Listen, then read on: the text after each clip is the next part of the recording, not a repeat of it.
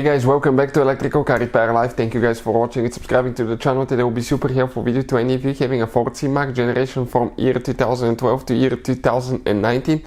And if you need to find where the horn is located, guys, the device that actually makes the sound when you press the steering wheel, stay with us, we'll explain that in this video today. If your horn does not work, we'll have a special video that explains where the fuse relay for the horn is located and how to test the horn as well, because that way you will be able to find out exactly what's wrong with your horn. But in today's video we'll explain where it's located in case you need to replace it. Before we start, let me tell you a little bit about us, guys. Every single car we get here at the garage, we try to make at least 2 to 300 free repair videos. Why we do that? Simply because our mission at the shop is to save you as much money as we can. All we need in return, please subscribe to the channel, like the video, that way we can keep making these absolutely free videos.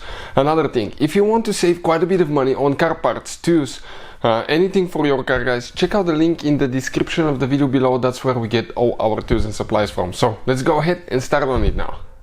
So let's explain now, guys. We have the car jacked up here in the air so I can show it's not the usual location. Usually sometimes they're behind the bumper here on the front. You can kind of like see them. On this one you don't. So if you come underneath all the way, guys, okay, we remove the engine splash shield. If you want to see how to do it, we have it on the channel.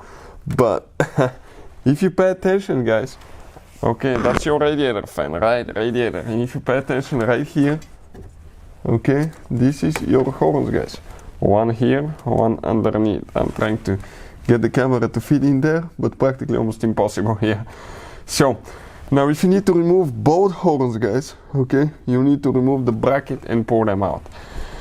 It will be really hard to do it that way. In most cases you need to remove the bumper, but if you just need to remove a single, okay, just the hose out of the bracket, you can do it through here. There is one 10mm nut, you remove it, you remove the other one, the hoses come out, you remove them, replace them with new ones instead of removing the bumper. But practically, if you follow the manuals, the right way to do this is by removing the bumper. So hopefully, guys, the video will be helpful to any of you needing help with that. If you have any questions, let us know. Thank you for watching and see you guys next time.